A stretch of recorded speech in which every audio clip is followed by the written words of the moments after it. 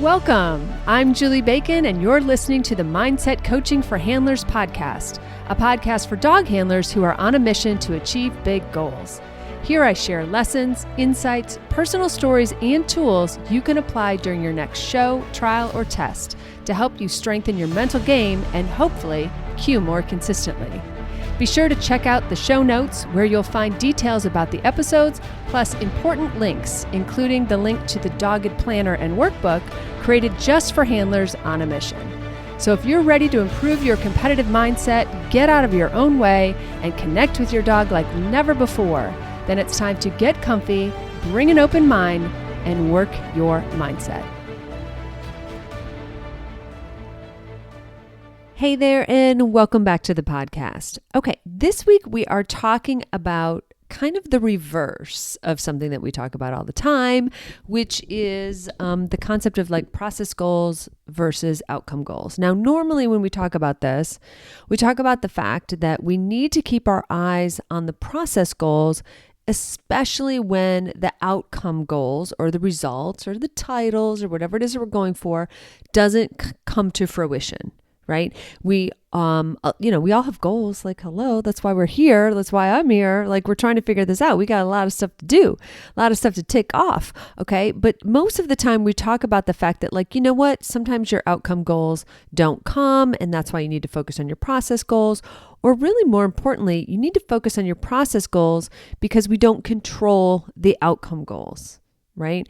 And we need to focus on the things we can control, which are the process goals, which are the pieces that we need to do in order to put ourselves in a position to possibly, hopefully, maybe cue, right? Because again, that's not always in our control. There's a judge in the ring, there's other factors, et cetera, et cetera. So we talk about that a lot. Okay. And today I'm going to flip the script. All right. And we're going to talk about the opposite because I am just coming home from my specialty where on an outcome basis on paper, I had a lovely, lovely week. But from a process perspective, it was not good. It felt terrible. And so this is like a weird kind of space to be in because the thing is when we hit our outcome goals, when we hit the results, when we hit the titles, when we get the big ribbons, like it's very visible a lot of times. Even if we are not posting to Facebook, it's very visible. People see what's happening, okay? People see what's going on. So then all of a sudden they're like, oh my God, that was great, or congratulations, or whatever. And meanwhile, on the inside, you're feeling terrible. And that was me. That was me last week at my national. I got some very wonderful big ribbons, some very lovely, lots of good color, if you will. And it just was from an outcome standpoint, it was a very nice week at my specialty. But my dogs, we were not the teams I know we could be. Right? I was not the team I know I could be with Kelsey, who's, 2.5 coming 3, and the baby dog, Reef, who's 19 months, was just like hormone palooza, right? Intact male at a specialty. He was like, his baby brain was a balloon. And so we just didn't have the process goal week that I wanted to have.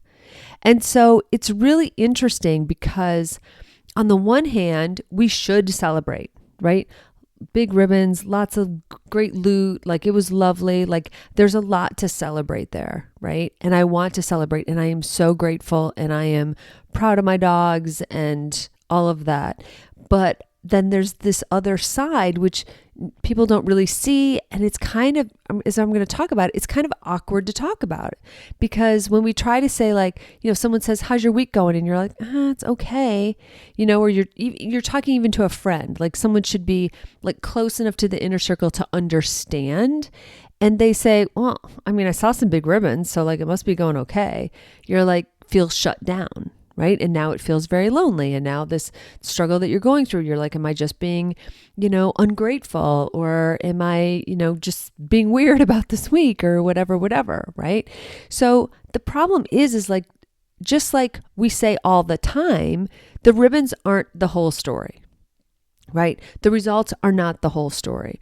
What we are working on and what we are, we're working on being these great teams. We're always working on leveling up. We're always working on getting to the next level. That's why you listen to this podcast, right? That's why you do the work and listen to a bunch of other great podcasts, and, you have other, instructors or take online classes or whatever. That's why we're doing the work.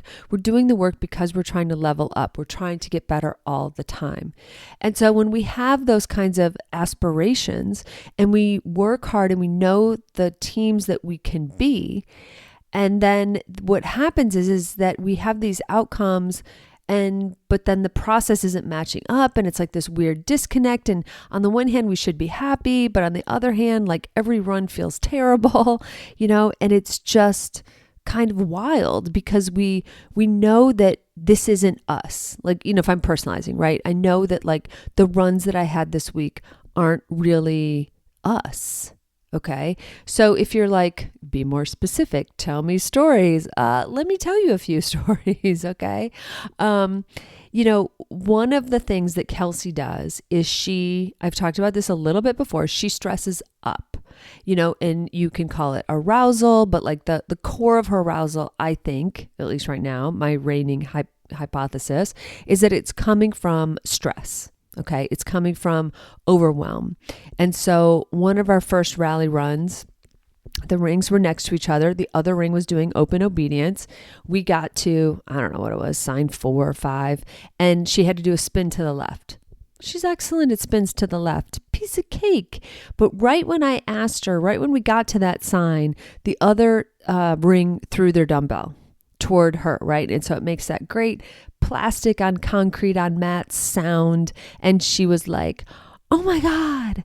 And it was just her excuse, right? It was her outlet. It was her opportunity to like, sort of like, just, I always say that like when we don't give energy an outlet, it will find one. Well, she found an energy outlet. Okay. And she started just jumping in place. Like she couldn't spin to the left or the right. She just was like, what do you want me to do? And she would like run out and come back and run out and come back and run. And I was like, oh my goodness, right? So that's just an example. Another example is in agility, the first run, she had an absolute nut run, just like circles in the dirt. And I was literally standing in the middle of the ring looking at the judge like, okay. And the judge is laughing and chuckling and, doing the polite thing of like, don't want to laugh too much. Maybe it's not funny, but it is kind of funny because this dog's just running circles, so this is what we were dealing with. Okay. And then, like I mentioned, Reef, who's younger, his hormones were like all over the map. Like it didn't matter if it was a girl or a boy or whatever. And so he was good in the morning, but then by the end of the day, his brain was fried. Okay. So in short, I knew that this was not what we prepared for. I knew that these weren't the dogs that I had at home. I knew that this was not reflective of the work that we put in. Right. So again, Kelsey, for those rally runs, we ended up high combined and as well as high triple. But her scores weren't what they should have been.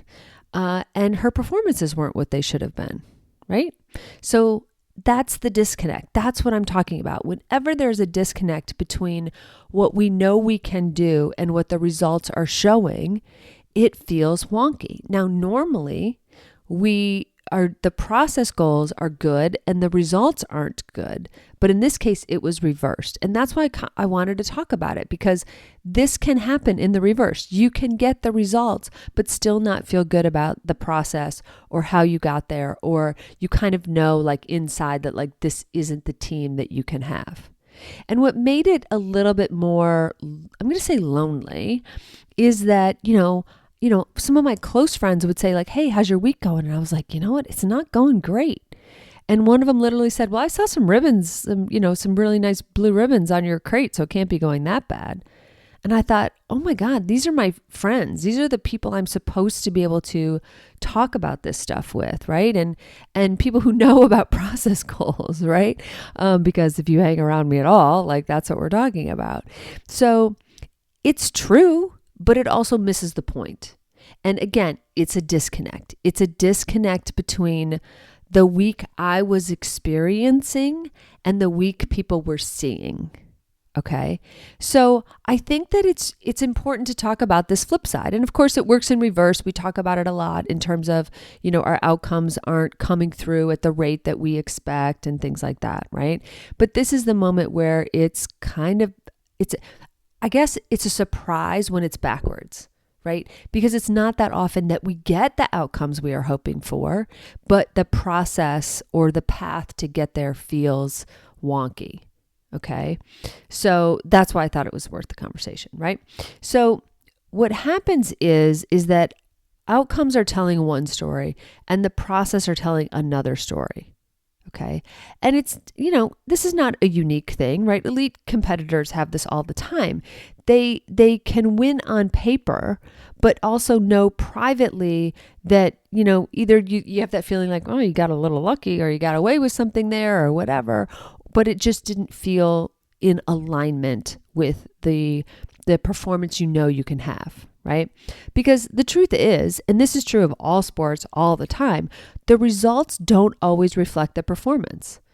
Either way, better or worse, like either way, it doesn't always reflect the performance. So that gap between where we are and where we want to be, is greater, right? It doesn't close. It gets kind of like, I don't know, it gets foggy or it gets funky or it gets kind of confusing, really. Like part of me felt confused, right? Of like, oh my God, how can I be having these results on paper, but yet it feels really terrible?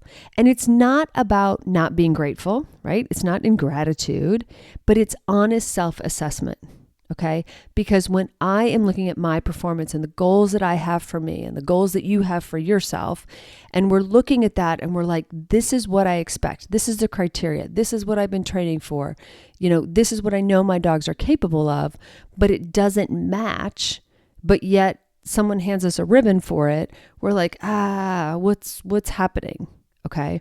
So what that's actually a sign of in this weird, twisted, bizarre sort of long road way is that your process goals are working, okay? Because that means that you are holding yourself to a standard that exists independently of the outcome. All right. And I want to say that again. You're holding yourself to a standard that exists independently of the outcome. In other words, I was having one outcome, but the process goals that I have are holding myself to a standard that I did not achieve. Right? So there's that disconnect. All right. But that means that my process goals are working because I am being led by my process goals. I am measuring my success by how I do against my process goals. And that's why it was such a funky week and why it felt so confusing. Because from a process goal standpoint, I wasn't where I needed to be. And yet, let's be honest, I got some very nice things. Okay. All right. And again, I'm super, super grateful about it, but I am holding myself to a different standard. And that's actually how I know that when I always kind of laugh about like eyes on your own paper, but like my eyes are on my own paper because I am holding myself to a set of criteria or standards or whatever you want to say that is process goal driven. And that's good, right? That's the good thing. That's the part that I'm happy about, even though it's sort of a wonky week. That's the part I'm really happy about because as I look back at it, I get to be both happy and proud of the outcome, but also disappointed in the best way because I know that I'm trying to hold myself and my dogs to a different process goal standard. Okay, I hope that makes sense. More on this when we get back. If this episode is hitting a little close to home, you're not alone. A lot of the handlers I work with aren't lacking skills or motivation. They're dealing with pressure, overthinking, or the feeling that things fall apart just when they matter most. If that sounds familiar, this is exactly the kind of work I do in coaching. You can learn more about it on my website at theqcoach.com. Now, back to the show. Okay, let's talk a little bit more about like the perception or some of the people that might be around you in these moments, okay? Because the thing about this is that, your friends, maybe other people at the trial, whether they're in your corner or they're toxic people, either way, they're not seeing what you're experiencing, right? And that's okay. They're not supposed to. They're not necessarily in your inner circle, okay? It's okay, but this is what's going to make it feel lonelier, because sometimes you might not have the camaraderie or even just the sounding board of being able to talk through what you're going through. And I think that's hard, or at least it was for me this week, not to be able to have somebody around me who, quote, got it, all right? Because they only are seeing the scoreboard, right?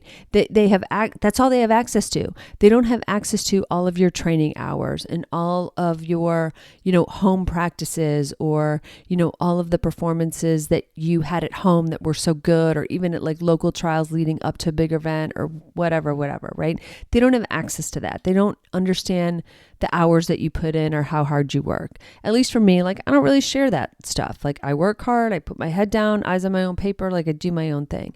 They don't have like the inside scoop, okay?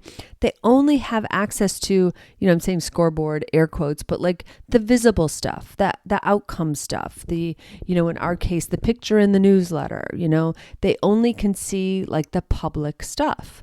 So it makes sense then that, your friends even, or, some of the other fellow exhibitors are going to react to the piece they can see, not the piece that they can't see. And it's not bad, right? It's just an information gap, okay? They're not being dismissive.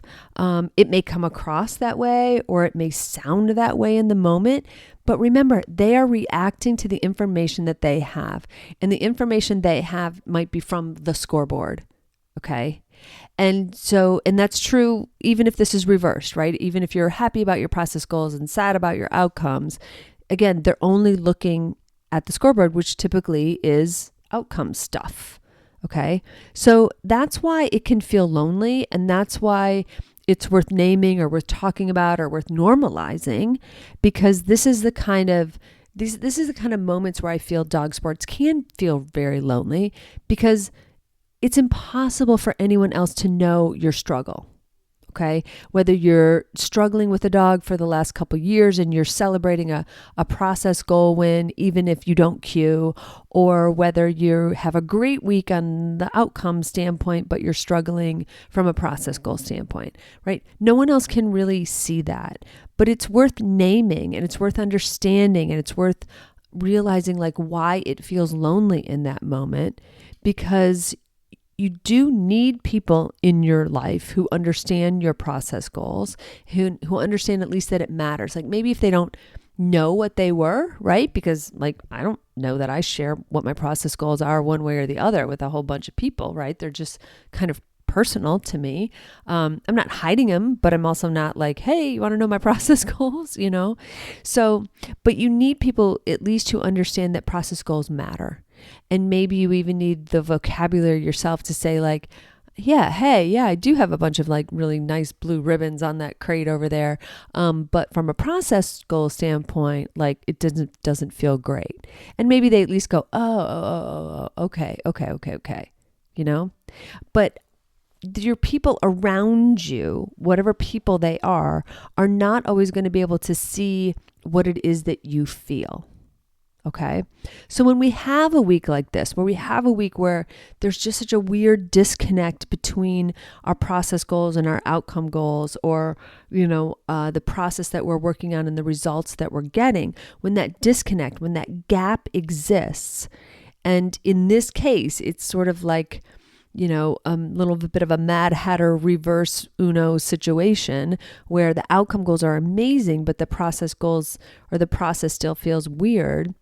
Just, be grateful and let the ribbons be where they are. This is a sport, and in sport, sometimes they give us, sometimes they take it away, right? And so sometimes we just have to enjoy it and just say, look up or to your the universe, whatever it is you believe in, and say thank you. because it doesn't always go your way. Sometimes you get a gift, sometimes the luck breaks in your favor, and we just say thank you. And the truth is that even in these moments, right, even though for me, my process goals or my process performance, I guess, didn't really match the outcome, there was that weird gap that I've been talking about. The truth is I still worked hard. I still, put all the work in, put all the time in, prepared my dogs the best I could. Obviously I realized I have a bunch of gaps, and a bunch of work more to do. And, I was very busy, filling out the things I want to work on.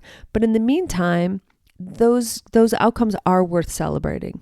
Okay. They are a reflection of the work maybe I've put in. Maybe not the work that I did that week, but they are definitely of the work that we have put in. Okay. So, and also just be honest, have an honest assessment. Don't go so hard the other way of like, oh my God, I'm terrible. And get into storytelling again. Just be very factual, right? If I look at my weekend or my week rather, and I'm very factual about it, then there are very clear takeaways from each venue, right? Because I was in multiple venues. And then out of that venue, if I'm very honest, then I can get things I need to work on. And if I get things I need to work on out of it, then I've got that feedback. And now I have a training plan. Okay. Now I know what to do, what I need to work on in scent work. I know what to do, in agility. I know what to do in obedience and rally. Okay. So what we want is to be able to get the feedback down to such a non-emotional place that it gives us a training plan. Your feedback should give you a clear clue about what you should be doing the week coming up or the months coming up.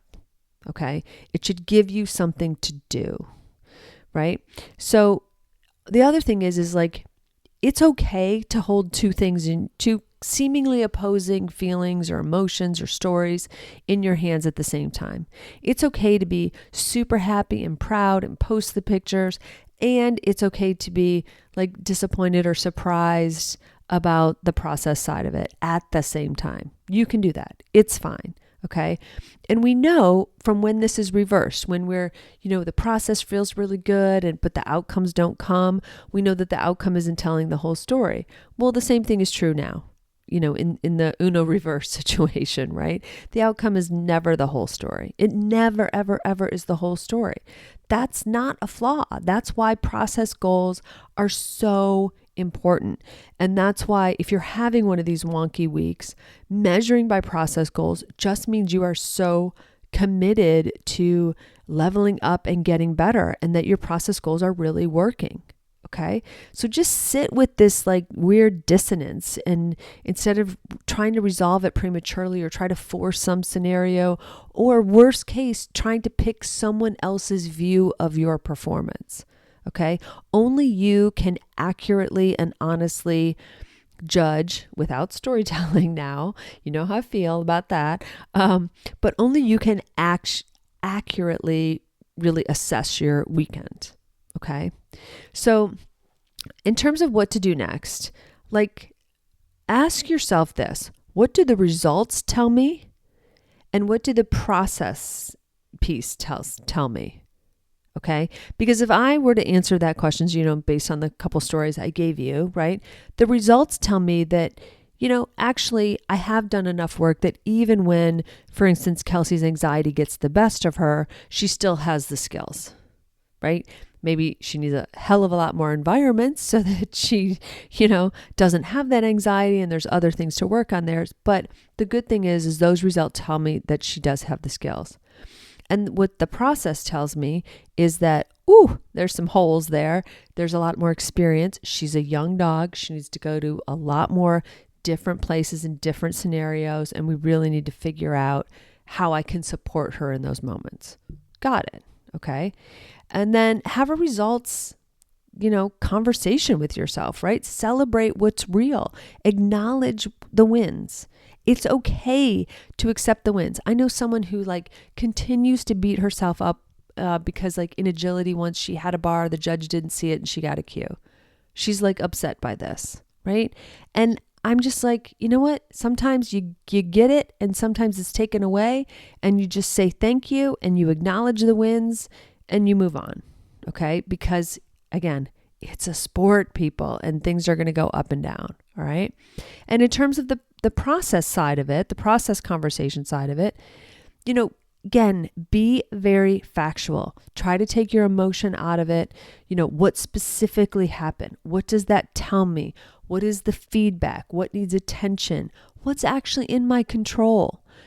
What can I take from it and create a plan off of it and go do something about it? Okay. Do not let your ribbons silence the process conversation. Okay. And just like if the outcomes are going crazy, don't stop working on your process goals, right? So you can't let your process conversation cancel the ribbons, and you can't let the ribbons, silence the process. Okay. It's both sides of it. We're working both sides of it. Some people ask me, you talk all about this, about process goals and process goals. Does that mean outcome goals are bad? No, outcome goals are amazing. I want us all to have outcome goals. I have dozens. I'm not even exaggerating at all. I have dozens of outcome goals because I have them from each dog. I have them for different venues. You guys know I play different sports. So I have outcome goals for scent work and for agility and for blah, blah. I have a lot of outcome goals. All right. Outcome goals give you the direction. They're like your point on the horizon toward which you're steering. Okay. But you don't control when you get there.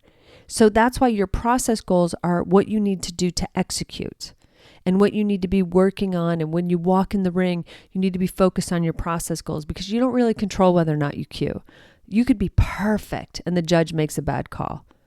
Okay. You could be maybe not perfect and the judge doesn't see it and you get the grace, right? So we're in other words, I'm oversimplifying obviously, but we're not in control 100% of our outcome goals. All we control is our process goals. All we control is the execution when we walk in the ring. So I want you to have a bajillion outcome goals. Their direction, they help you figure out what you're working on and how to prioritize and what you're steering toward. But the process goals are what you have to do when you walk into the ring, for your next run, right? It's the stuff that's right in front of you. Okay. So remember that your scoreboard and your actual film, your video or whatever, are kind of always running simultaneously, right? There's the external part that people see and maybe the process part that is what you feel. And that's fine. But the best of us, the elite handlers, are watching both, right? They're watching both the results and the process. Okay. Your process goals exist so that you have a standard that does not depend on a judge or a ribbon to tell you where you are. Okay. And for me, that's why it was wonky this week, because the judge and the ribbon said it was great, but the process said it was icky. It felt icky, but that's okay, because that means that I have a standard that I'm working toward, that I'm holding myself to, that is important to me, that is process driven. Okay. So I'm trusting the standard that I'm setting for myself, even when it contradicts the results or the scoreboard. Okay. So that's really important. We have to keep these things balanced out. So when we have these wonky weeks, we have a way to sort through them and know what to do with them. All right. It doesn't mean, all is lost. It doesn't mean woe is me. It doesn't mean you have to give up on certain goals. It just tells you, it's just feedback. It's just information. So once you can sort through their emotion and you can get to the facts, just the facts, then you can develop plans and next steps and things like that. Okay. So just know that sometimes what you're going to feel is this disconnect between the results and the process, but holding yourself to a standard that you value is never a bad idea. Okay. So I'm proud of myself for holding myself to a higher standard. I'm happy that I was disappointed, if that makes any sense, right? And I'm also really super grateful that my dogs had the weekend they had and were able to do some really nice things within those environments that they showed me was really hard for them. Okay. So all of these things can exist in the same moment. All of these contradictory feelings and emotions can exist in the same moment.